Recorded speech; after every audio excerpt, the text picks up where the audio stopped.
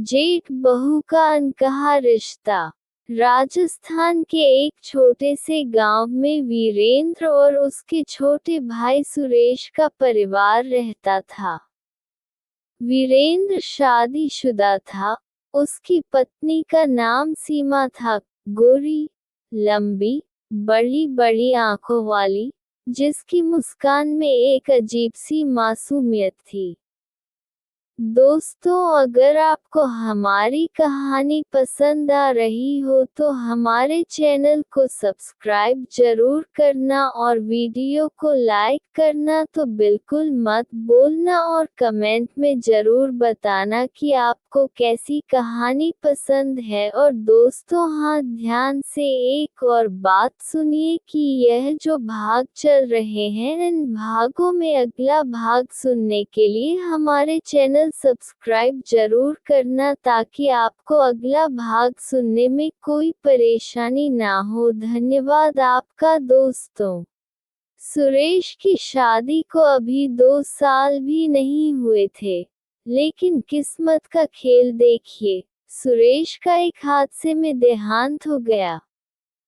घर पर मातम का माहौल था, लेकिन सबसे ज्यादा टूटी हुई सीमा थी। उसकी उम्र मुश्किल से 24 साल थी और जिंदगी अचानक से सुनसान हो गई थी।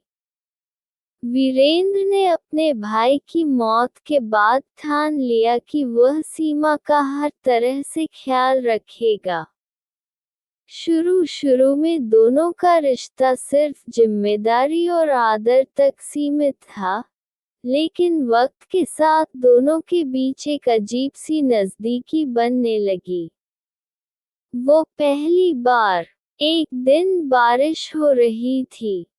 घर में और कोई नहीं था, सिर्फ वीरेंद्र और सीमा। वीरेंद्र छत से कपड़े उतारने गया तो देखा, सीमा पहले से ही भीगते हुए कपड़े समेट रही थी।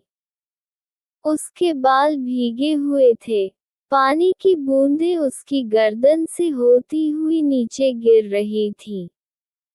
वीरेंद्र ने पहली बार उसे इस नज़र से देखा और दिल में कुछ अजीब सा महसूस किया। सीमा ने मुस्कुराते हुए कहा, आप नीचे जाए, मैं कर लूंगी। लेकिन उसकी आंखों में भी कुछ ऐसा था जो अब तक वीरेंद्र ने नहीं देखा था। धीरे धीरे बदलता रिश्ता। अब दोनों ज्यादा बातें करने लगे। वीरेंद्र का ख्याल रखना, सीमा का उसे खाना परोसते वक्त हल्के से मुस्कुरा देना, ये छोटी छोटी बातें उनके बीच के फासले मिटा रही थीं। एक रात बिजली चली गई। वीरेंद्र आंगन में चारपाई पर लेटा था। सीमा पानी लेकर आई। अंधेरे में उनके हाथ छू गए।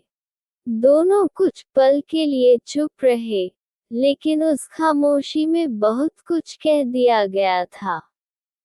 दिल की बात। एक दिन वीरेंद्र ने हिम्मत करके कहा, सीमा, मैं जानता हूँ समाज हमारे बारे में क्या सोचेगा, लेकिन मैं तुम्हें अकेला नहीं छोड़ सकता।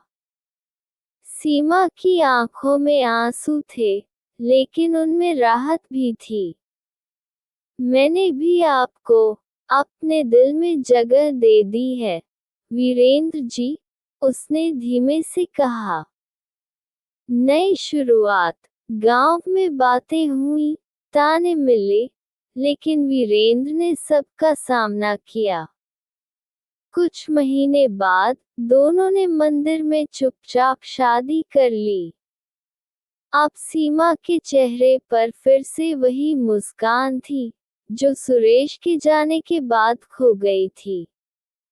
उनका रिश्ता समाज की नज़र में भले गलत था, लेकिन उनके दिलों में वो प्यार था जिसने अकेलेपन और दर्द को मिटा दिया। अगर आप चाहें तो मैं ऐसी कहानी को थोड़ा और रोमांटिक और डिटेल में लिख सकता हूँ, जिसमें उनके बीच के इमोशनल और नज़दीकी पलों को और गहराई से दिखाया जाएगा।